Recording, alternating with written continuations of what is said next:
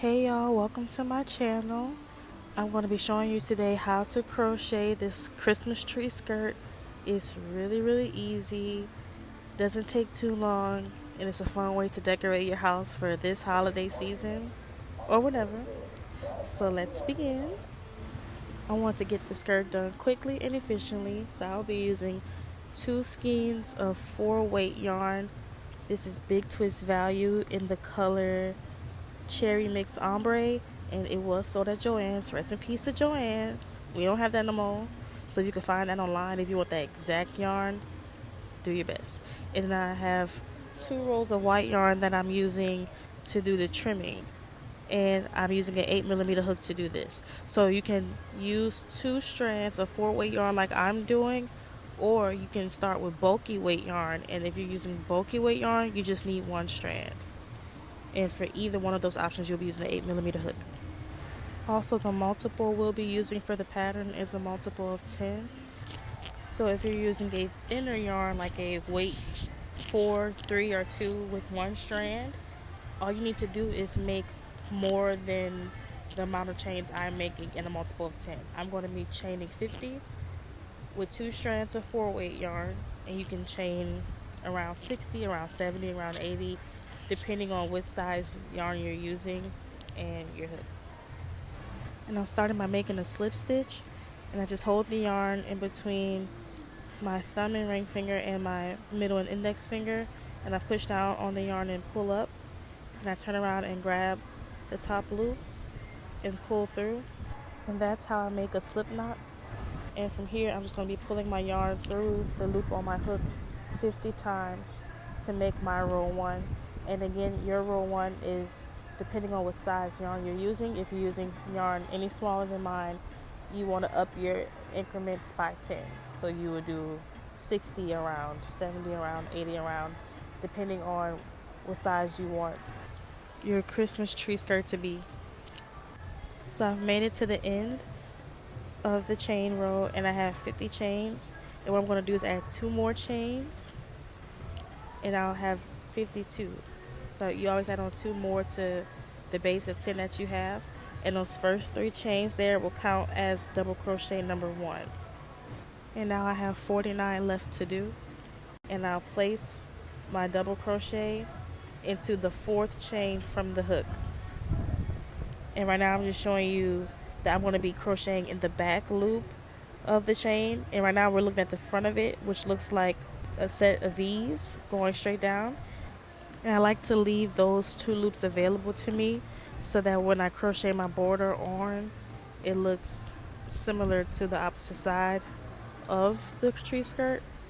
But it's not that serious. You do what you do. Just make sure you crochet into one of the loops for each chain.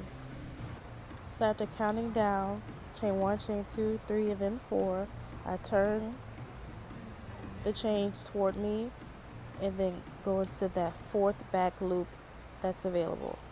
I yarn over and insert my hook into the 4th back loop, and then I yarn over and pull up a loop, and that leaves 3 loops on my hook. From there I yarn over and pull through the first 2 loops, and I yarn over again and pull through those last 2 loops, and now I have the equivalent of 2 double crochets, one with the chain 3 and the other with an actual double crochet. And I'm going to repeat that step 48 more times. I'm going to yarn over, insert my hook into that back loop for me, and then I'm going to yarn over and pick up a loop, and I'll have 3 loops on my hook. And from there I yarn over and pull through the first 2 loops, and again yarn over and pull through those last 2 loops, and I continue that all the way down until I have 50 of these double crochets. And remember, depending on what size yarn you're using, you'll have the same amount I have, 50, or you have increments of 10, 60, 70, 80, or whatever you have. I'm at the end of my row 1, and in my last 2 chains I'm just making my last 2 double crochet so that I have 50 for the entire row. My next row is going to have 60 double crochet, and everybody's row, no matter what increment of 10 you started on, it's going to be 10 more than the previous row, and every round is going to be 10 more than its previous one. and you start by chaining 3 and turning your work. The chain 3 counts as the first double crochet, so when I yarn over, I place my next double crochet into the second space, which is the top of that second to last double crochet from the previous row. And here in my third space is where I'll do an increase, and I do an increase by placing 2 double crochet into 1 stitch. So at the beginning of the row I have the chain 3, 1 double crochet, and 2 double crochets into that next space, and following that I'll have 4 double crochet as normal, 1 per each space. That was number 2. This is number 3, and this is number 4. And in that next space I'll be placing my increase, which is 2 double crochet into the same space, and that is the repeat all the way down this row. It's 4 double crochet as normal, and then placing an increase of 2 double crochets into 1 space. The box I'm putting on the screen shows what everybody else's multiple is for this row if you're starting with a chain 60, 70, or 80 initially. So everybody's going to begin the same on this row with 2 double crochets and then an increase, and then you follow those multiples in the box depending on how many you started with for your chain. And I'll meet back up with you at the end of this round.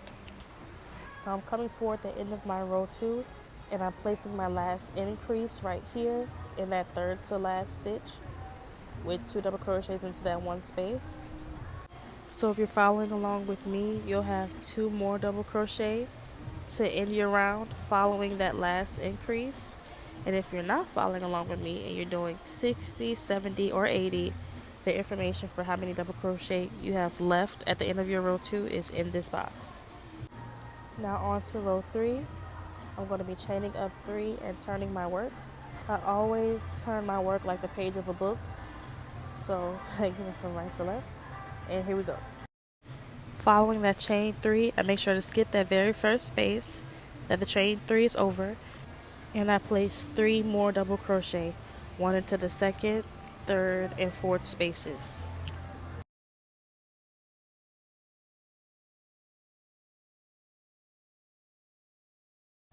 Here is where I make my increase, and I place 2 double crochet into that 1 space.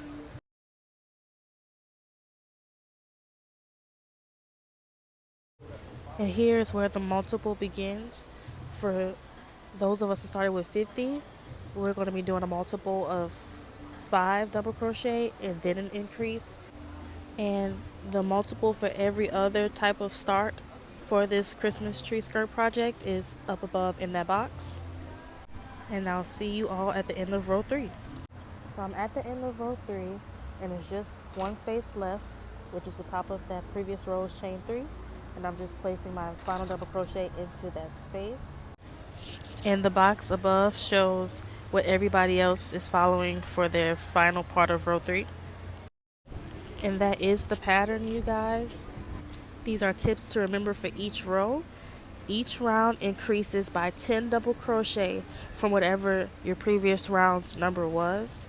So because I started off with 50, my row 2 is a 60, my row 3 is 70, my row 4 is 80, my row 5 is 90, so forth and so on. Number 2, the multiple for each row goes up by 1 on each round. So on my round 3, I had 6 double crochet and then an increase. So on my round 4, I'm going to have 7 double crochet and then an increase, 8 double crochet and then an increase for round 5, so forth and so on. And also, you don't want to place a multiple, or excuse me, an increase right on top of another increase. And that's just to make sure that when you get to the end of your Christmas tree skirt, that the entire skirt is as round as it can be.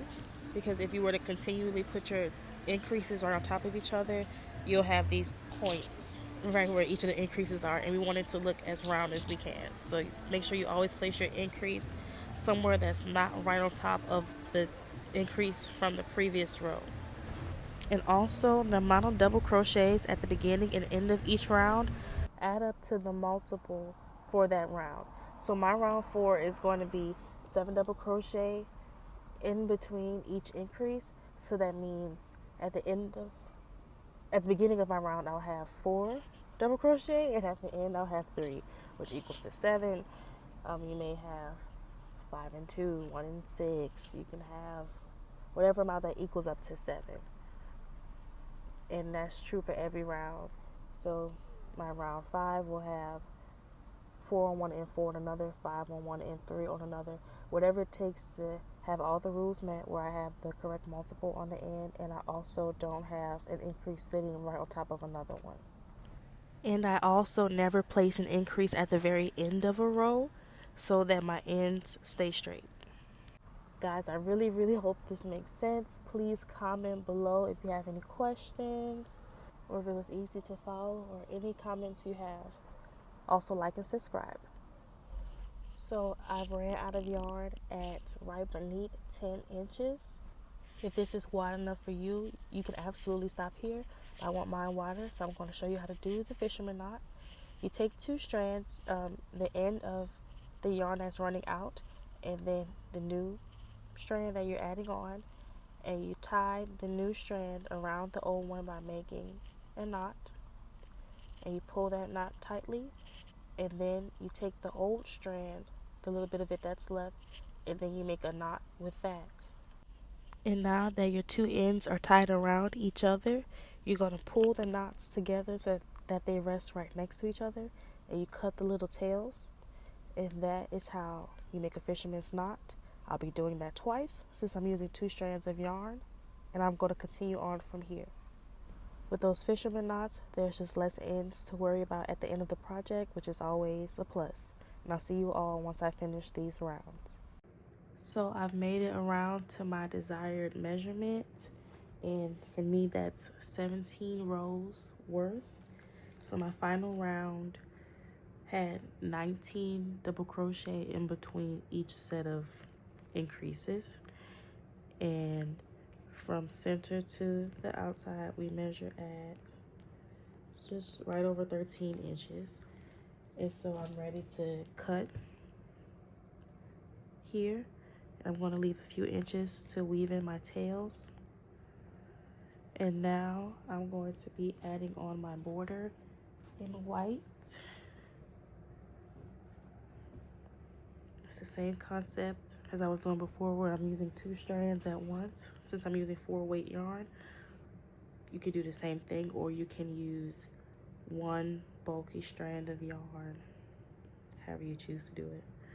And I'm going to be doing a reverse single crochet along the edge, and I'll show you how I do that. I start right where I ended my last double crochet, and I make a slip stitch,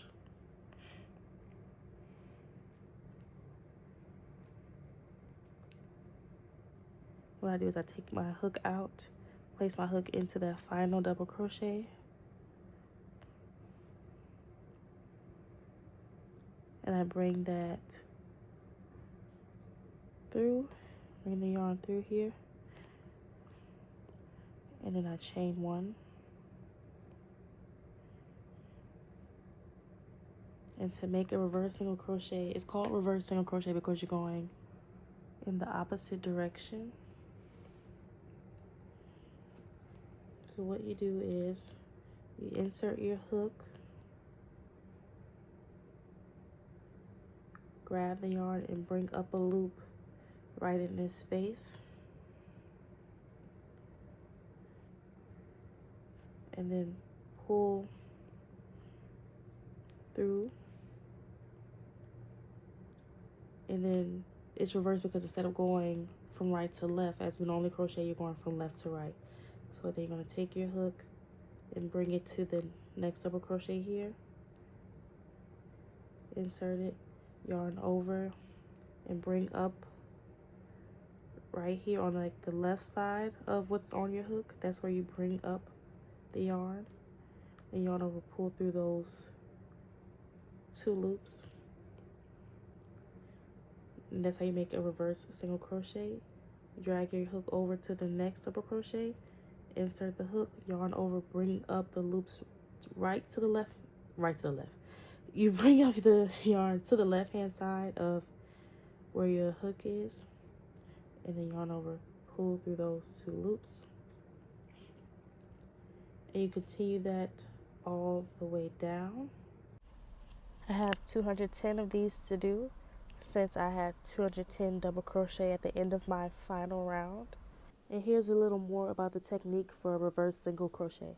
And I just want to show the technique for making the reverse single crochet, because it can seem kind of odd at first if you are used to crocheting and you do normal single crochets. So when I pull through the loop to make the single crochet right here, my hook is it's tricky to do because I'm trying to do it slow, but my hook is pulling downwards, so it's like right next to the next double crochet that I need to be in when I finish that. I'm just going to try to show it at my normal speed. It's hard to do it slow and explain what I'm saying. But you see how, like, when I pull down, it's like I'm pulling at a slight angle. And it puts me almost right in front of that next double crochet that's coming along. So it's not like I pull through and then I had to go place. It's already right in front of it.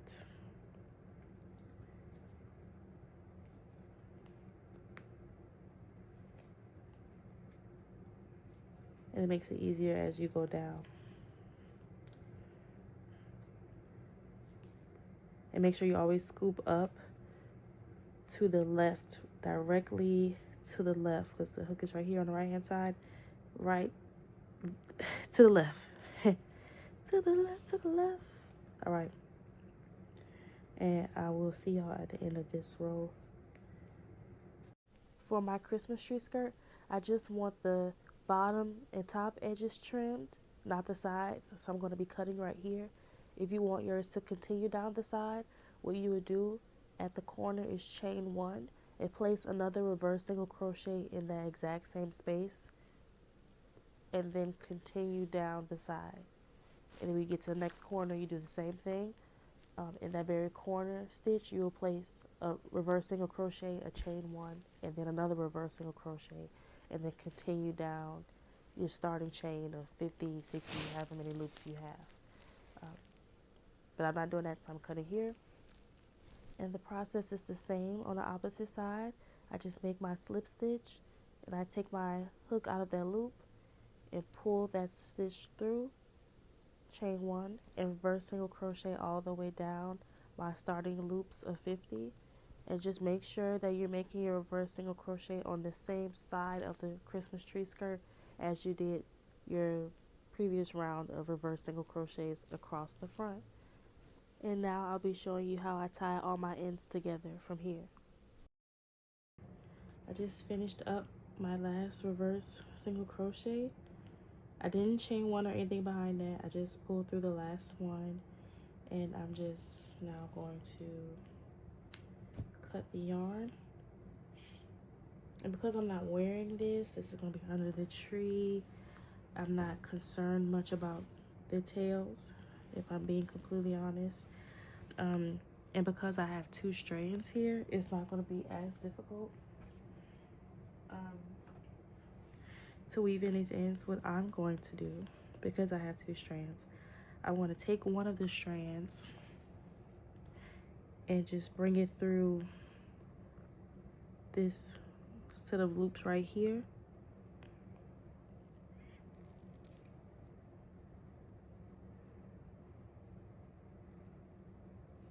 Like that.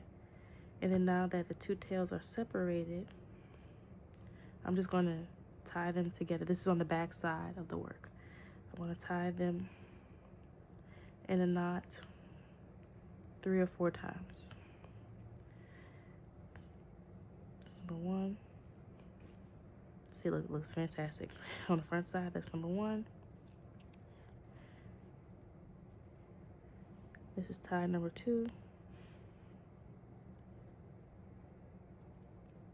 Number 3. I'm going to do 1 more.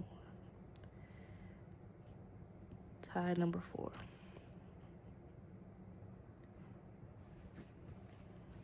a little tight, and then I cut those 2 strands.